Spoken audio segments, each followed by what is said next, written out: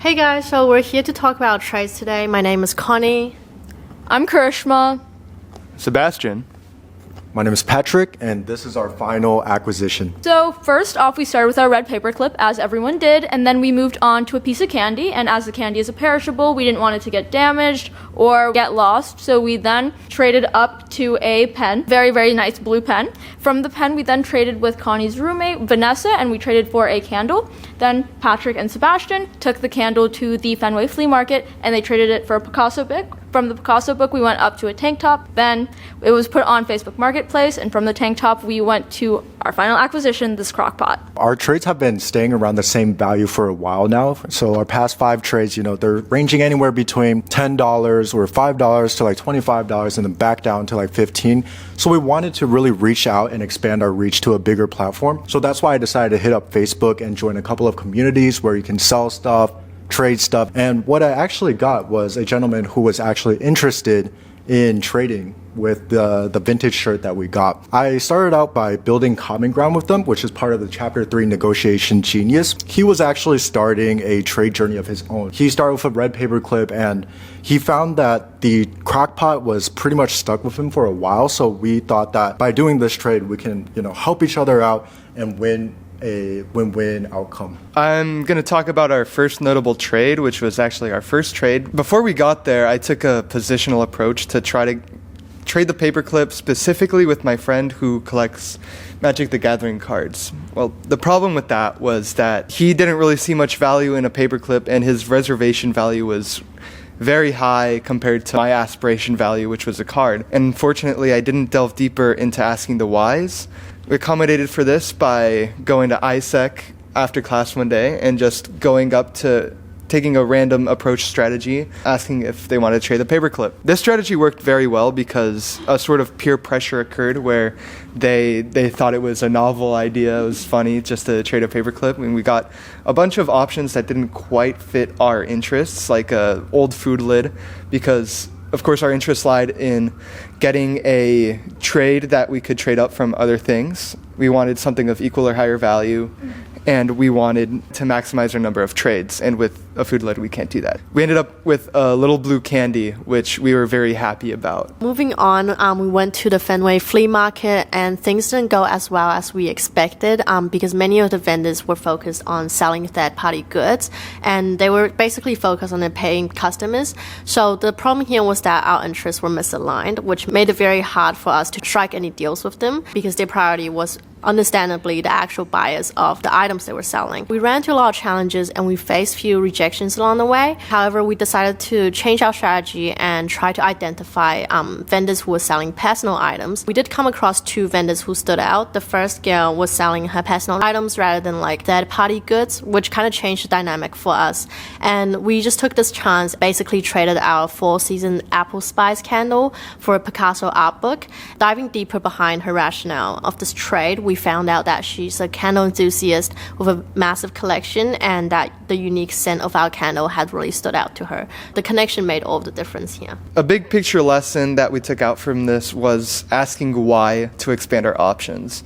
A notable example that I found from this was when we were trading our book to the tank top, the lady at first was offering a bunch of mugs to us, which of course were very nice. They had a lot of value, but unfortunately, they were very fragile, and we did not want to risk breaking or losing them as we wanted to keep on making trades. Well, we ended up asking why the mugs, and she revealed that she was trying to offload some of her inventory that wasn't selling.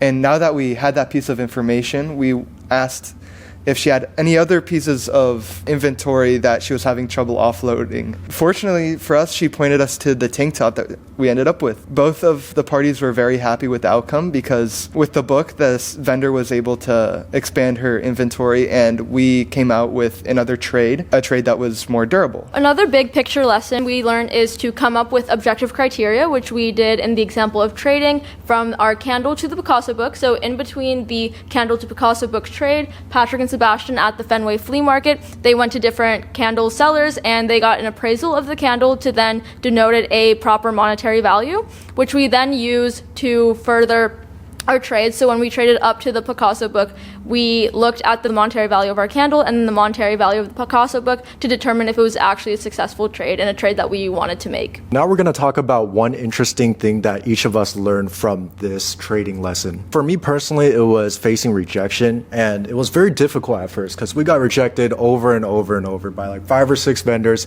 They all said they had nothing they wanted to trade with, and it's just like kind of let our emotions like fall, and like we weren't that like determined anymore to do it. But doing the candle to the book just like kind of sparked our passion for trading again. A big lesson that I learned is when you go up to people and ask them to trade you random objects, they usually look at you like you're a little bit insane, and they're very, very hesitant to give you anything of actual value or anything that you could denote as having value.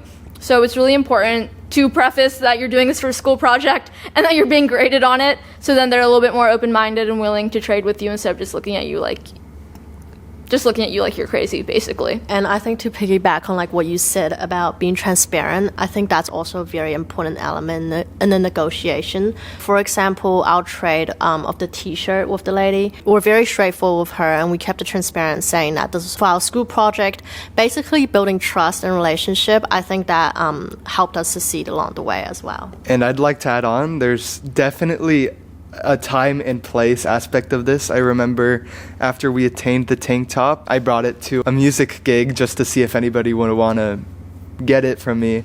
And nobody was interested because, of course, they were there to see music and they didn't have anything of value they'd be able to trade. Make sure you look at the right market, such as Patrick did with Facebook Marketplace. Now we're going to talk about things that we could have each done better in this project. For me, it was, even though I had used Facebook to expand our outreach, it still wasn't enough. We couldn't actually trade this crockpot because we were only looking through Facebook. I wanted to use a platform like OfferUp, Craigslist, and just really outreach our product out. And there's also like specific apps that Connie mentioned that you can trade with. Something I could have done better was avoid positional bargaining, because I came into a lot of my trades with a specific purpose in mind, even though it didn't exactly align with the interests. Something I could have done better is be more open-minded to satisfy my interests before satisfying my position. I think that asking more people and not being so scared of rejection, and just, if they look at you like you're crazy, accepting the fact that you do look a little crazy, asking people to trade you for a paperclip, and just acknowledging that it'll all work out in the end, and just really being open-minded. I think to add on what Patrick mentioned earlier about leveraging the internet and like using other apps where people trade, this also ties into directly reaching out to the target customers. So finding a group of people who would have a shared common goal with us, that would also make that a lot easier. There are a lot of apps where people only trade items, and they would have categories of type of items they want to trade. So if we had done that earlier, maybe it would have been a lot smoother. With this final item, we decided to give it to Patrick. Yay! This is because Patrick is spending a lot of his time and effort editing our video. He had like all of these professional equipment, so we like really do appreciate that. Thanks, Patrick. Thank you guys, I appreciate it a lot. I'm gonna put this to good use. Raise hand. Okay.